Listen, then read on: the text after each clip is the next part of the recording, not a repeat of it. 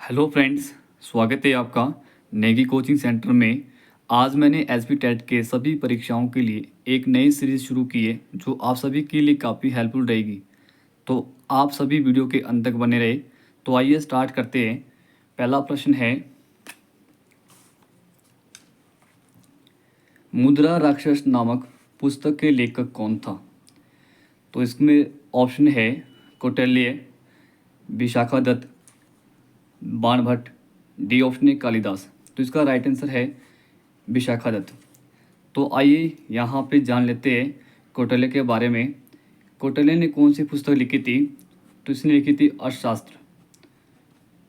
अर्थशास्त्र पुस्तक लिखी थी इसने। और इस पुस्तक का संबंध जो है किससे है? तो आता है राजनीति से। इस पुस्तक का संबंध किससे है? राजनीति से। कौटिल्य को ही विष्णुगुप्त कहा जाता है, चाणक्य कहा जाता है। ये चंद्रगुप्त मौर्य का गुरु था। सी ऑप्शन देखिए, बाणभट्ट। बाणभट्ट ने कौन सी पुस्तक लिखी थी? कादम्बरी पुस्तक। कालिदास आता है। कालिदास ने कौन कौन सी पुस्तक लिखी है? इसने बहुत सारी पुस्तकें लिखी है। एक तो लिखी इसने कुमार संभव, और दूसरी पुस्तक लिखी इसने रघुवंशम, और तीसरी पुस्तक लिखी इसने अभिज्ञान शाकुंतलम।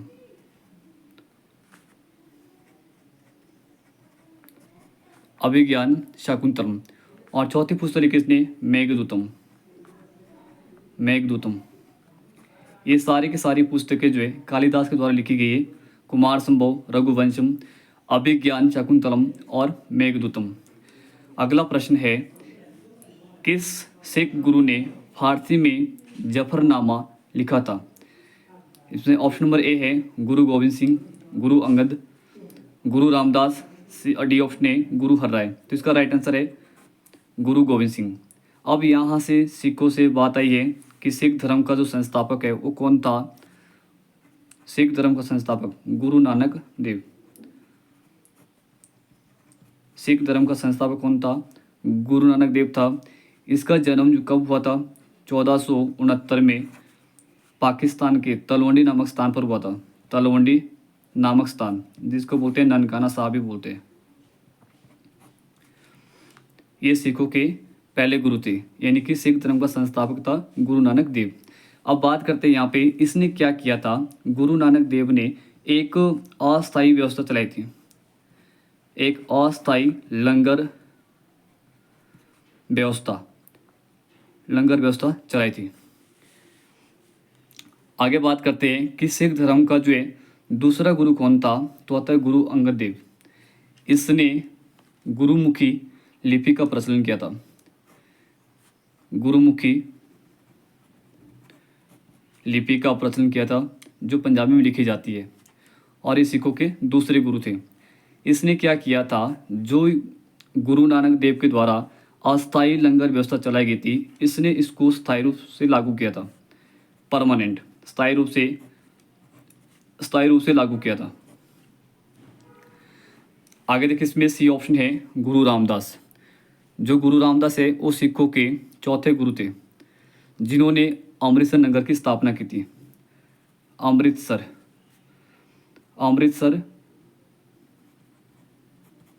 नगर की स्थापना किसने की थी? गुरु रामदास ने। फिर आता है इसके बाद नेक्स्ट आता है गुरु हरराय। ये सिखों के सातवें गुरु थे।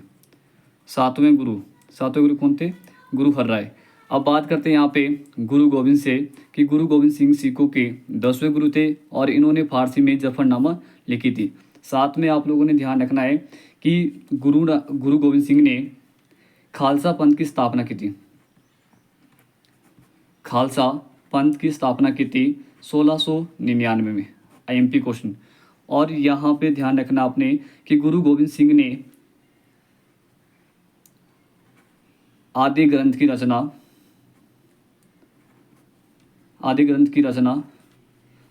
की पुनर्रचना की थी इसने। पुनर्रचना। अगर पूछा जाए कि आदि ग्रंथ की रचना किसने की थी, तो आपके पास आएगा सिखों के जो 5वें गुरु थे, गुरु अर्जुन। गुरु अर्जुन। पूछा जाए कि आदि ग्रंथ की जो पुनर्रचना किसने की थी, पुनः पूछे मतलब दोबारा से पूछे किसने की थी, तो आता है गुरु गोविंद सिंह। लेकिन अगर आपसे पूछा जाए कि आदि ग्रंथ की रचना किसने की थी, तो आता है सिखों के पांचवें गुरु गुरु अर्जुन देव, जिसने पंजाब के अमृतसर में स्वर्ण मंदिर का निर्माण करवाया था, स्वर्ण मंदिर, गोल्डन टेम्पल। और गुरु अर्जुन देव को जो है ये किसने मरवाया था, कौन सा शासक था, तो आता है जहांगीर ने इसे मरवाया था 1606 में। गुरु अर्जुन देव को किसने मरवाया था, जहांगीर ने मरवाया था, कब, 1606 में। अगला प्रश्न देखिए, चतुर्थ विश्व किन देशों का समूह है। ऑप्शन नंबर ए है कोयला उत्पादक, सोना उत्पादक देश, चांदी उत्पादक देश, तेल उत्पादक देश। तो इस पर राइट आंसर बनेगा तेल उत्पादक देश। अब यहाँ पे बात करते हैं कोयला उत्पादक देश कि पहला उत्पादक कोयला देश कौन सा है, तो आता है चाइना, चीन। सोना उत्पादक देश भी कौन सा है, चीन है। और चांदी उत्पादक देश कौन सा है, मैक्सिको सिटी, मैक्सिको। तेल उत्पादक देश कौन सा है, तो यूएसए एंड आपका सऊदी अरब, जिसकी राजधानी कहाँ पे, ये आप कमेंट बॉक्स में बताएं। अगला प्रश्न है,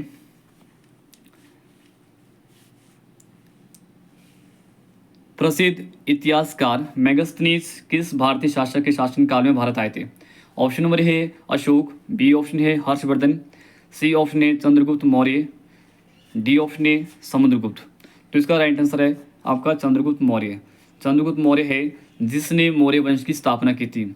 अगर पूछा जाए कि मौर्य वंश की स्थापना किसने की थी, चंद्रगुप्त मौर्य ने। और इसका एक गुरु था जिसका नाम था चाणक्य, विष्णुगुप्त कौटिल्य, जिसके द्वारा एक पुस्तक की रचना की गई थी, अर्थशास्त्र। और अर्थशास्त्र का संबंध किससे, राजनीति पुस्तक से, राजनीतिक से।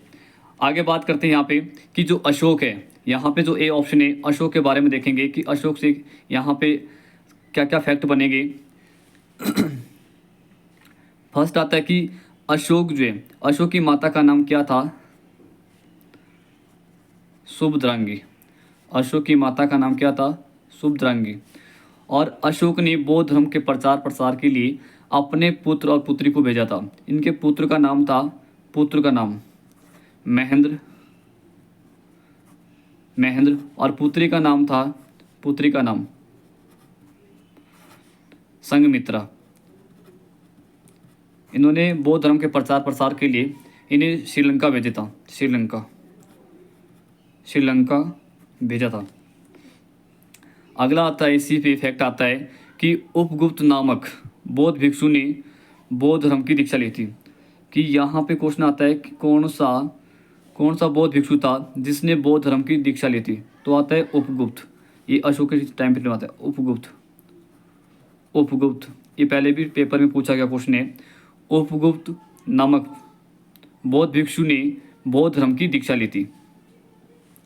आगे बात करते हैं, अशोक ने 14 शिलालेख का प्रचलन किया था। अशोक ने 14 शिलालेख का प्रचलन किया था। जो 14 शिलालेख लिखे गए उसमें से जो 13वां शिलालेख है जिसमें कलिंग के युद्ध का वर्णन किया गया है, जो 13वां शिलालेख है उसमें कलिंग के 13 युद्ध का वर्णन किया गया है। अगला ऑप्शन है हर्षवर्धन। इसके समय में क्या हुआ था, इसके समय में अगर हम जानेंगे तो इसके समय में चीनी यात्री हेनसांग, आप लोगों ने सुना होगा चीनी यात्री हेनसांग, वो भारत आया था। और वो भारत कब आया था, 629 AD से लेकर, मतलब AD मतलब ईस्वी से लेकर 645 ईस्वी तक वो भारत में रहा था। ठीक है, आगे देख इसके बाद यहाँ पे आता है समुद्रगुप्त। समुद्रगुप्त को भारत का नेपोलियन भी कहा जाता है। अगर प्रश्न पूछे भारत का नेपोलियन किसे कहते हैं, तो आता है समुद्रगुप्त को, नेपोलियन। भारत का नेपोलियन किसे कहते हैं, समुद्रगुप्त को। और इसे जो है वीणा बजाते हुए दिखाया गया है, सिक्कों पर वीणा वादन करते हुए किसे दिखाया गया है, तो आता है समुद्रगुप्त को। अगला प्रश्न है, चौथ क्या था। ऑप्शन नंबर है औरंगजेब द्वारा लगाया गया एक धार्मिक कर। बी ऑप्शन था रजिया बेगम द्वारा लगाया गया एक मार्ग कर। सी ऑप्शन है अकबर द्वारा लगाया गया सिंचाई कर। डी ऑप्शन है शिवाजी द्वारा पड़ोसी राज्यों पर लगाया गया भूमि कर। तो इसका राइट आंसर होगा शिवाजी द्वारा पड़ोसी राज्यों पर लगाया गया भूमि कर। जो पड़ोसी राज्य होते थे, नेबर स्टेट होते थे, उन पर ही यहाँ पे एक टैक्स लगाया जाता था, जिसको बोलते भूमि कर, जिसको बोलते चौथ बोलते हैं। अब यहाँ पे बात करते हैं औरंगजेब से। औरंगजेब ने जो है यहाँ पे एक कर लगाया था जिसका नाम था जजिया कर। अगर प्रश्न पूछे कि जजिया कर को पुनः किसने लगाया था, तो आता आपका औरंगजेब। इसने कब लगाया था जजिया कर?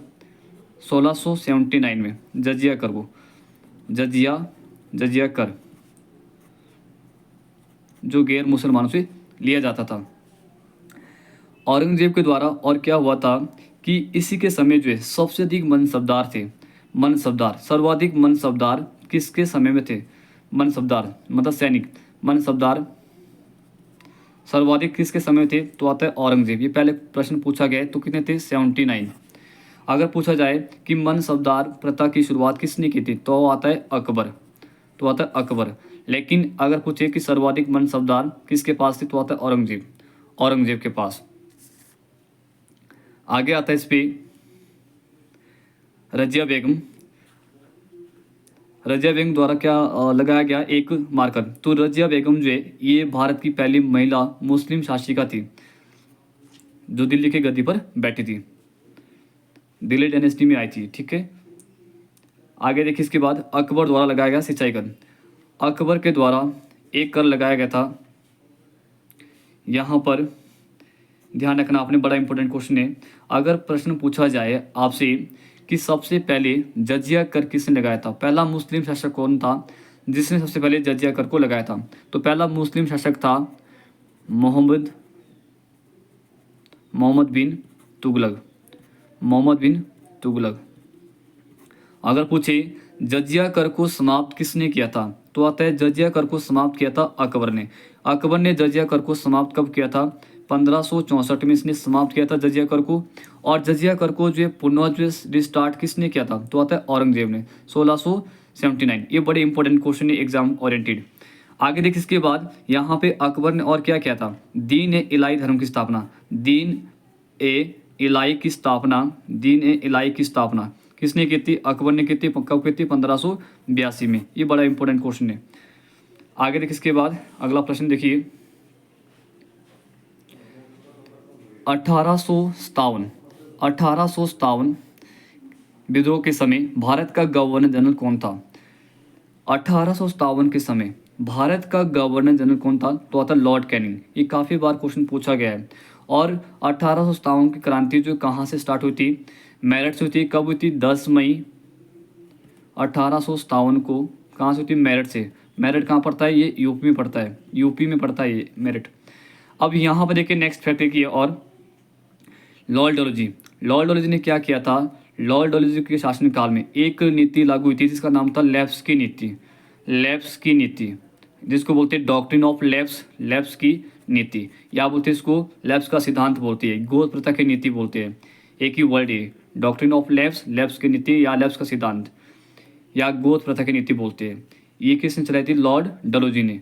लॉर्ड डलहौजी ने भारत में जो है 8 वर्ष के शासनकाल में भारत के 8 राज्य को हड़प लिया था। इसको क्या बोलते हैं? और लैप्स की नीति को हड़प की नीति भी इसको बोलते हैं। हड़प की नीति क्या है कि लॉर्ड डलहौजी ने 1848 से 1856 तक इसने भारत में शासन किया था। जब इसने भारत में शासन किया तो यहाँ पे इसने भारत के 8 राज्यों को हड़प लिया। अपने 8 वर्ष के शासनकाल में 8 राज्यों को हड़प लिया, जिसमें जो पहला था सतारा जो महाराष्ट्र में है 1848 में। और अपना जो भगाट है हिमाचल प्रदेश का भगाट है 1850 में हड़प लिया था ऐसा। 1856 में अवध पर कुशासन का आरोप लगाया गया था। तो यहाँ पे ध्यान रखना, हड़प की नीति क्या होती है? जिस राजा के पास कोई संतान नहीं होती थी तो उन राजा की जो है जो ज़मीन होती थी उनको हड़प लेते थे और इसीलिए इसका नाम रखा गया था हड़प की नीति, राइट। अगला आता है विलियम बेंटिंग। विलियम बेंटिंग जो है इसने क्या किया था, ये भारत का पहला गवर्नर जनरल था। ये भारत का पहला गवर्नर जनरल था लॉर्ड विलियम बेंटिंग। और इसी के समय क्या हुआ था, राजा राम मोहन राय ने, लॉर्ड विलियम बेंटिंग की सहायता से राजा राम मोहन राय ने 1829 में सती प्रथा का अंत किया था। सती प्रथा का अंत किसने किया था, सती प्रथा। सती प्रथा क्या होती है, जब किसी का पति मर जाता तो वो महिला भी उसके साथ सती हो जाती थी। तो उस पर जो है प्रतिबंध किसने लगाया था, लॉर्ड विलियम बेंटिंग के सहयोग से राजा राम मोहन राय ने, जिसने 1828 में ब्रह्म समाज की स्थापना की थी। अगला आता है लॉर्ड रिपन। लॉर्ड रिपन ने क्या किया था, लॉर्ड रिपन बड़ा इंपॉर्टेंट क्वेश्चन ये भी। लॉर्ड रिपन ने 1882 में 1881 में, यहाँ पर बहुत इंपॉर्टेंट क्वेश्चन है, अगर पूछा जाए भारत में प्रथम नियमित जनगणना किसके समय स्टार्ट हुई थी, तो आता है आपका लॉर्ड रिपन के समय। कब, 1881 में। और यहीं पे क्वेश्चन बनता अगला और कि 1882 में क्या हुआ था। 1882 में स्थानीय स्वशासन का जनक किसे कहते हैं, स्थानीय लोकल सेल्फ गवर्नेंस, स्थानीय स्वशासन का जनक किसे कहते हैं, तो आता है लॉर्ड रिपन को। 1881 में क्या होती है, भारत में प्रथम नियमित जनगणना, सीक्वेंस वाइज। अगर पूछे भारत में प्रथम जनगणना पूछे सिंपल, तो टिक करना अपने लॉर्ड में हो। कब हुई थी वो, 1872 में। 1872 में। अगर पूछे भारत में प्रथम नियमित पूछे तो आता आपका लॉर्ड रिपन। अगला प्रश्न है, आनंद मठ के लेखक कौन है। ए ऑप्शन है रविन्द्रनाथ टैगोर, बी ऑप्शन है बंकिम चंद्र चटर्जी, सी ऑप्शन है सरोजिनी नायडू, डी ऑप्शन है अरविंद घोष। तो यहाँ पे राइट आंसर बनेगा बी ऑप्शन, बंकिम चंद्र चटर्जी। अब यहाँ पे जो आनंद मठ के लेखक है कि वंदे मातरम है, वंदे मातरम के लेखक कौन थे, बंकिम चंद्र चटर्जी। और राष्ट्रीय गान के रचयिता कौन है, रविन्द्रनाथ टैगोर। अब यहाँ क्वेश्चन आता है कि राष्ट्रीय गान और वंदे मातरम को सबसे पहले कब गाया गया था, तो राष्ट्रीय गान को सबसे पहले 1911 में कलकत्ता अधिवेशन में गाया गया था। कलकत्ता अधिवेशन में गाया गया था 1911 में। और वंदे मातरम को 1896 में, ये भी सेम आपका कलकत्ता अधिवेशन में गाया गया था, ठीक है। और यहाँ पे ध्यान रखना है कि राष्ट्रीय गान को गाने में कितना समय लगता है, 52 सेकंड। और वंदे मातरम को गाने में समय लगता है 1.5 यानी कि 1 मिनट 5 सेकंड का समय लगता है। आगे देखिए, अगला प्रश्न है, भारतीय संविधान के किस अनुच्छेद हिंदी को संघ की राजभाषा का दर्जा दिया गया, कि कौन सा आर्टिकल है हमारे कॉन्स्टिट्यूशन में जिसमें प्रावधान किया गया राजभाषा का, तो आर्टिकल नंबर 343A। मतलब कि यहाँ पे आर्टिकल नंबर आएगा 343 से 351 तक इसका वर्णन किया गया है, ठीक है। अगला प्रश्न देखिए, तुगलकनामा किसने लिखा था, तो तुगलकनामा जो लिखा था वो लिखा था अमीर खुसरो ने। और यहाँ पे ध्यान रखना आपने कि जो चंद बरदाई है, इसने लिखी थी, पुस्तक लिखी थी पृथ्वीराज रासो पुस्तक का विवरण किया था इसने। और फिर दोस्तों ने लिखी थी शाहनामा पुस्तक लिखी थी।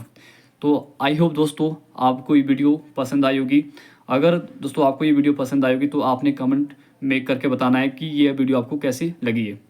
अगर आपको ये वीडियो अच्छी लगी होगी तो आप अपने दोस्तों को शेयर करें और कमेंट करें, बताएं हमें कि इसमें क्या कमी है। Thank you so much.